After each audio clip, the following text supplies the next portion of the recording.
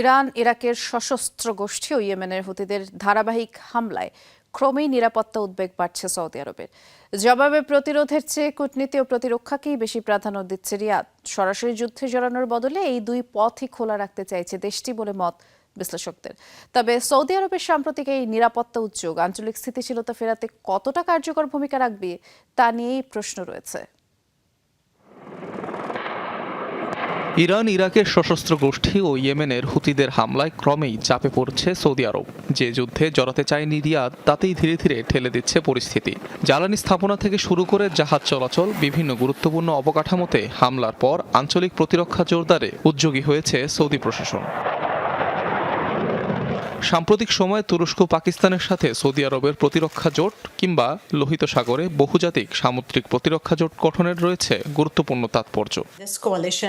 চুক্তিতে স্বাক্ষরকারী তিনটি দেশের কোনোটি মিলিশিয়াদের পক্ষ থেকে আসা কোনো আক্রমণের সামরিক জবাব দেওয়ার মতো চরম পরিস্থিতিতে আগ্রহী নয়। এর মানে এই নয় যে তারা সহযোগিতা করবে না, গোপনে কোনো কাজ করা যাবে না। আমি বলতে চাইছি, অন্তত এখনকার জন্য এটি এমন একটি বিষয় যা নিয়ে কাজ চলছে।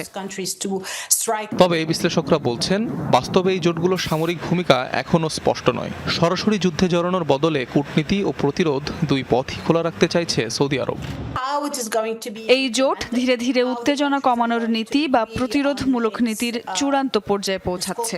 তারপর প্রতিরক্ষা। কিছু গণমাধ্যম এগুলোকে এমনভাবে উপস্থাপন করছে যেন তারা একযোগে হামলা চালাবে। চুক্তিটি কিভাবে বাস্তবায়িত হবে, কার্যক্রমের পরিধি কতটুকু হবে, সদস্যদের অবদান কেমন হবে এবং এর ম্যান্ডেটের বিষয়ে দেশগুলো কিভাবে একমত হবে সেটাই পার্থক্য করে দেবে। বিশ্লেষকদের মতে, ইরানকে সরাসরি সামরিক সংঘাতের বার্তা না দিয়ে নিজেদের প্রতিরোধ সক্ষমতা বাড়াতেই ধাপে ধাপে এসব জোট গড়ে তুলছে সৌদি আরব। তবে এসব উদ্যোগ আঞ্চলিক উত্তেজনা কমাবে নাকি সংঘাতের পরিধি আরও বাড়াবে সেটি এখন বড় প্রশ্ন। অনিক রহমান, যমুনা নিউজ।